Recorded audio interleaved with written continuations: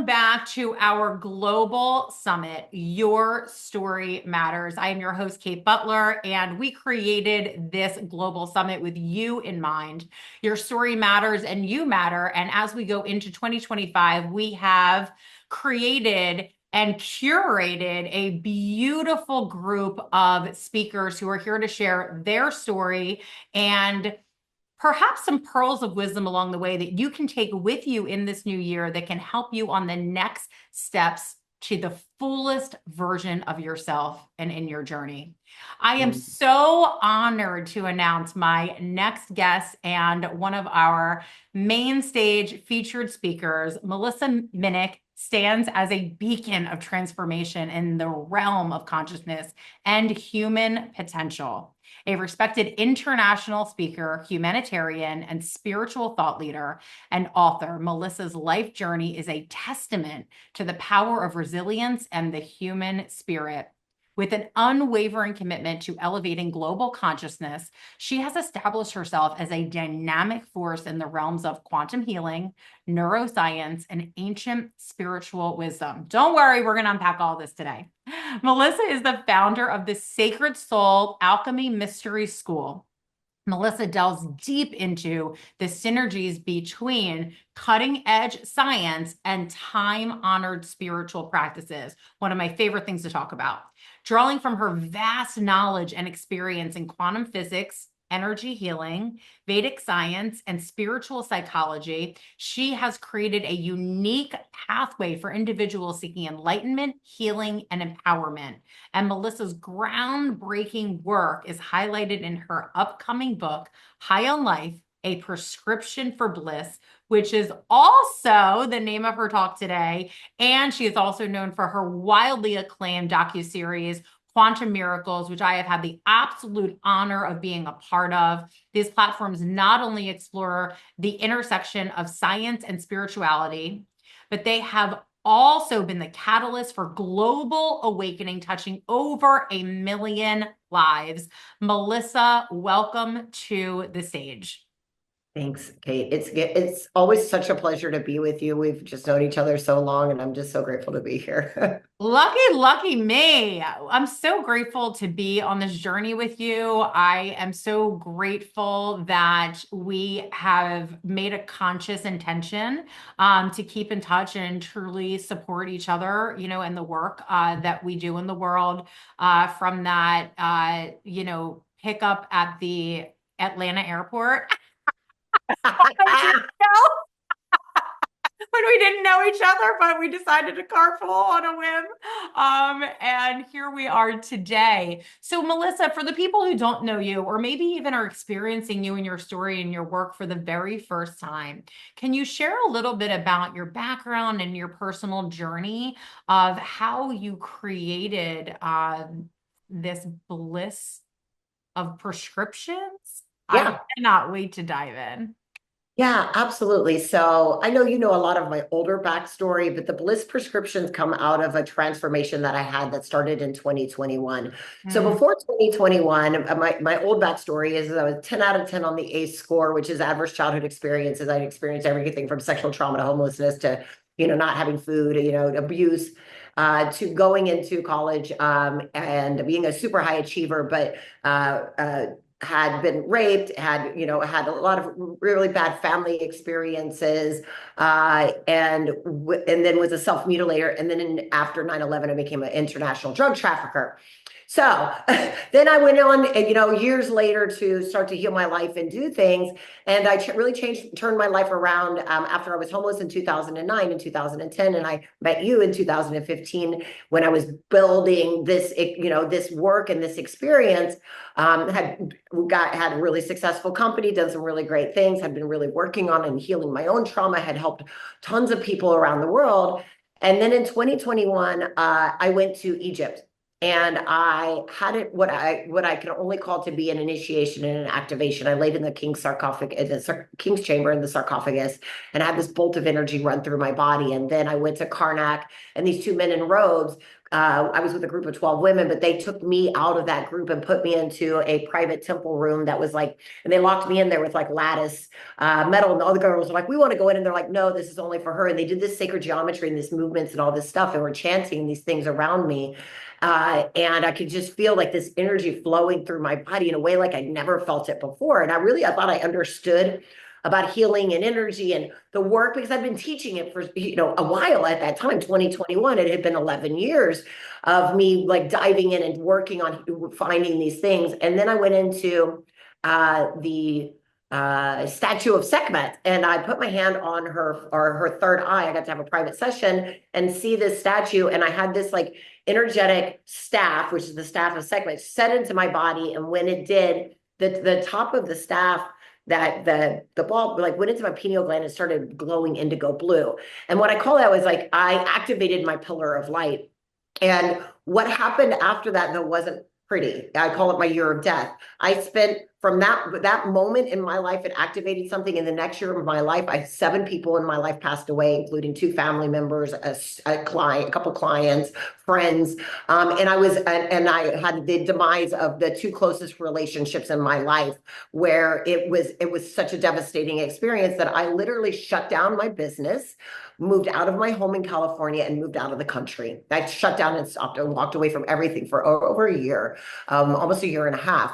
And during that time, I found a way to live in bliss consciousness, to live in a place where I was so high on life that I had never had an experience like every day I was in that space of like the awe and the wonder and all of these things that are happening. And I had had moments of it before. I'd had unity consciousness. I had felt these things. And it was like the high that I'd been chasing my whole life from like when I was in my 20s and being a drug trafficker and all those things. I finally understood what I was chasing. And it was this feeling of the frequency of love that I'd finally tapped into in a way I'd never felt before. I had talked a lot about it. I had had experiences of it, but I hadn't lived in it in fully in my everyday. And so that year of death for me, and then the preceding year after that of taking that time off, really solidified for me all of the processes that I had been learning and teaching over the years, but then gave me activations into new ways that have solidified myself into this experience of being high on life, literally. And my friends, like, I don't do drugs, I don't drink, I don't anything. And I'm the one that has the most fun dancing. I'm in the wall. I'm the one that cries the most at all these experiences. Like, I have this place, and I've gone through shit since then, like a lot. Like, I've had some really crazy things happen, which I write about in my book, that have happened even since then, that would knock anybody off of their rocker pretty much. And yet I'm still in this space. And so I working into what I call bliss consciousness, which is when you go into meditation, you go into this transcendental state. But how do I keep that when I'm walking out in the world around and like live from that and live into the space of that? My friends call me walking love. Like that's what that's about. And that's that kind of my story of how I got into writing these bliss prescriptions, because we need easy prescriptions, medication that is not coming from a pill, from social media, from a drink, a bottle of wine, from numbing out, from all of the things that we're trying to use to get high, to get to a place where we're feeling good, and how we can have prescriptions for ourselves that are from the inverse of us to allow us to like step by step move through our lives. Beautiful, beautiful description. And it just shows your quantum healing when you go through the beginning of your life so quickly. You're like, and this happened, and this, and you're naming all these wild things that, to your point, would knock anybody down, some of which you haven't even mentioned. But you're like, and all of that to get to. And now let's talk about the meat of it, right? Like, so let's talk about why we're here. Let's talk about where we are now, right? And that alone, by the way, really just speaks to the level of healing that has occurred within your being in the time that you've been walking this earth. It's not common that people fast forward through all of that stuff and then say, let's talk about the list prescriptions, right? Yeah. So I just want to really acknowledge that. So your book blends scientific theories and spiritual principles. So how do these two perspectives work together to reduce stress and create that lasting bliss that you are telling us about right now? Yeah, well, so we've been living in a world in the past where the woo-woo, the spiritual has been very separate from what we know to be true in science. But as someone who I'm currently getting a PhD in the science of consciousness and human potential, and I've been studying the unified field and string theory for quite a while, what I have come to know to be true within my bones and the source of who I am, that this consciousness, what do you want to call it, God, source, the universe, whatever that is, that consciousness, that love, that frequency is the exact same thing that the energy of the unified field is. And the unified field is this void. It's this open thing that from there, the loops of super strings bubble up, and those loops that bubble up then manifest in and create the reality. That's why I say the new medicine is vibration, frequency, and sound and light, right? Like that's it. It's like that's what's happening because everything is coming from that, and we're now proving through the scientific theory of this work, this idea of source and God and the universe, and what it is whether you believe it's a man in the sky or whether you believe it's anything. In the end, all of it, when you layer it down to the very bottom, it is a frequency of love. It is a frequency not of like love of me and you and I love you, but it's a frequency of unconditional divine love that is so powerful that it can literally shift the way that we experience the world. And so when we are tapped into that frequency, it changes our brain waves, our heart rate variable. It changes. They can actually I've been working and doing studies on DNA and working with the frequency and doing energy healing on DNA. And you see the DNA start to unravel and open up. And so we know for a fact on the scientific side now that there's something deeper that we're looking at. And so I've been playing with these two experiences and saying, like, a lot of the Western mind needs to have some sort of very identified, like, these are the things that I need to understand. Even though we've heard for thousands and thousands of years, we've heard from the Vedas, and we can go all the way back through the Essenes and through the Sufi wisdom and these different kinds of wisdoms, the Kabbalic wisdom that has come through, that are all saying the same thing. But now we have scientific backing that I can say, here, look, this is how your brain waves are changing. This is the telomeres that are changing. These are the things that we can show in a very powerful way, and show how you're connecting into the field that allows you to have that. So when I'm living in this state of bliss, my energy field and my system is actually different than when I'm not, and we can prove that scientifically. And I think that that's where the power of the bliss prescriptions come in, because I can now give you a step-by-step process that says, if you really just do these things and you're consistent, right? Everybody wants the big magic red pill, but we want that consistency. If you're willing to take the consistency to rearrange yourself, because you are energy, you are all completely 100% energy, then you're going to have the ability to actually transform or ascend. Enlightenment is literally your DNA produces light, your pineal gland produces light, your cells produce UV light, and they're also light receptors. So it is literally, you are allowing light, the light, which is spirit, which is the experience of the other realms. It is the information coder. You're allowing it to flow into your system so you become enlightened and you become the light. And that's the key. That's the key to all of it. That is the key to all of it. What a beautiful, beautiful description of that. Okay, so 2025 is a powerful year. And I am just going to say it yet again. The best day of the year is my birthday, 7/7. So everybody mark it on your calendar. It was last year. It is this year. There are many magical days this year. This is a very powerful year. But I would like to know from your perspective, Melissa, what do you see changing in the collective? Okay, well, so here we're going to get a little wonky for some people because they're going to kind of think that this is a little off the wall, right? Give it to But us. about a couple of different things with 2025. So first off, let's look at it from a numerological standpoint, because as a scientist, I do actually understand that there's a power in numbers, and a lot of people think that this is a woo-woo thing, but it's actually not. And so this year is a 9 year, which means endings, shedding. It's also the year of the snake. What is that? The snake is the belly close to the ground, but what does it do? It sheds, it's releasing, but it's a very magical year. So we're going to see a lot of, I see, like we already saw it with the fires that are going on in California, right? There's going to be a lot of disruption, a lot of things breaking up, a lot of things disappearing. We're going to see our government systems change in ways we've never seen before. Old systems of the way that we look at the world moving and dissolving, because we have to come into a new way of thinking. But it's not pretty. It's going to come with a lot of fucking trauma. It's going to come with a lot of shit. It's going to come with a lot of like upheaval and things like that. But it's always darkest before the dawn. There's going to be a breakthrough. We have stepped now into the age of Aquarius. And what does that mean is, in the age of Aquarius, we've come out of a place where we've been in the age of the Pisces, and the age of the Aquarian is about the spiritual enlightenment. It's about the awakening. It's about the transcendence of these things. But we have to look at that and also say that there's going to be a lot of shifts this year in what we see to be as humanity.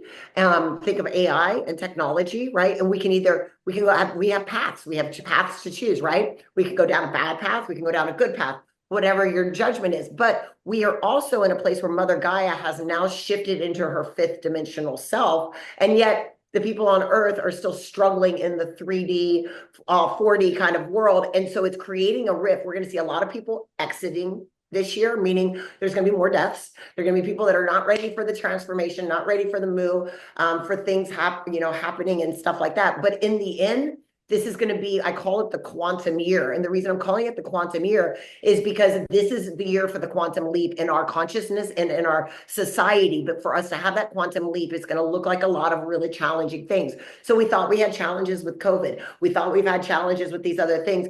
But I predict, from what I've done, it's tapping in as an oracle and a channel, and also with the numerology and all the astrological stuff, see this being a year where there's going to be a lot of crazy stuff happen and a lot of things where people are really challenged. Just look at how the year has started. But it's going to be a quantum leap in consciousness and reality for all of us. But we have to hold on. We have to hold on. I love that. I hold on, yes, but also root ourselves in practices and modalities that keep us, either grounded or connected or aligned or in the light that you talked about, of us being enlightened, being the light, right? And so keeping ourselves in a place where we can tap into that at any time, right? There were a lot of people, and I'm not making light of any of the situations that you named, but for the amount of people that had an adverse experience to those things, there's the equal amount of people who said, this happened for me, or this happened, and as a result of that, I stepped into this. And again, it does not take away from the fact that these are tragic situations and that they can be painful and they can be hardships, as you very well described to us. But it does mean that there can be a different way to engage it, and dare I say, embrace it, because it is part of life. And as we fully step into these fullest versions of ourselves, which is, by the way, what every single person who is a part of this summit is all about, then there is going to be these opportunities for these big leaps that you're describing to occur. It is part of it. We can't get to where we want to go by taking these little small steps all along the way. Sometimes small steps are necessary, absolutely. But I agree with you. You think about a snake, that's a complete transformation, right? It literally, becomes like an entire new being when it completely sheds its skin and comes out brand new, right? And so think about that. I love that, Melissa, with everything that you just shared. And I want to expand on that, because I really think that that's why I'm like really talking about, and why the book is coming out this year about this consciousness, because it is, if I can stay in that higher state of consciousness, I'm literally living in a different reality than the other people around me. And we need those people that are in that other reality, like living into that fifth dimensional reality, living into that unconditional love, living into that light, to be beacons of transformation, right? Like just the beingness, like I'm doing the inner work here, I'm doing this. And by my beingness, and when I go out into the world, I'm affecting everyone around me. I literally have people that walk up to me I mean, I still go out to clubs with my friends. I still do other like things that people would be like an enlightened person doesn't do. No, I have to be in places where and I have people that are strangers that walk up to me and be like, I don't know what it is, but your energy, I can feel it. They're like, I've never talked about energy before in my life, right?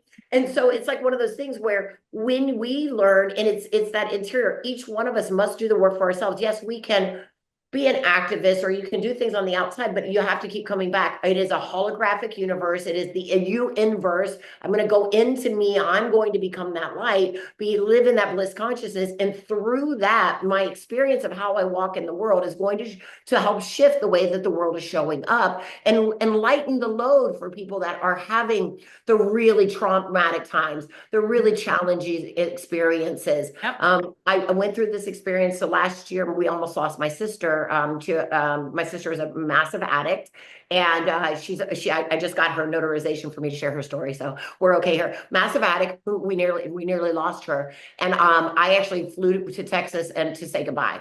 And I walked into the room, and I was having my conversation with her. I spent half an hour with her, and I thought I'd never see her again. And she came back to tell me 6 months later that that was the day that she felt that energy and everything changed for her. And she's been sober now for over a year. And so it's like that. I didn't do anything except go to say goodbye to her. I didn't try to help. I tried to help her for 20 years. Like I wasn't going to try to teach her another thing or do a thing. I just went to be there. And that was what shifted enough for her to take that step. And so that's where we're at right now. That's what we need from people. Yes. God, there's so much more I want to unpack from that. But listen, Yeah. you just have to wait for the book. You have to wait for the book. That's what we'll say. I can't wait for it to come out. Okay, Melissa, you have a generous gift for us. Can you tell us a little bit about the gift you have for us and how people can get into your world? Yes, absolutely. So it is a bliss consciousness and divine DNA journey. So it comes with first a workbook that goes into like reflection, and I call it a playbook, right? Going in and breaking down some of the things and the places that where you're holding back some of the questions from my books and different things like that. And then there's this beautiful meditation and activation and journey where it has both quantum light codes and it codes for my voices, and then also the journey that you take yourself through to dive into your own DNA, to activate your DNA, to heal something, and then to feel what it feels like to be in bliss, not consciousness. Because once you learn a frequency, you can get back to it. And that's the key. I want to teach you that frequency, how to get there so that you can come back to it again and again. I love that. What a gift. That is so, so neat. Really, truly, like that's really cool to think about what you just said, right? It's like, here is the playbook, right? Like, here's exactly what you need to do. Step into it, embrace it, and you can come back to it at any time. You can come back anytime because once you know it, right, it is a part of you. That's so, so beautiful.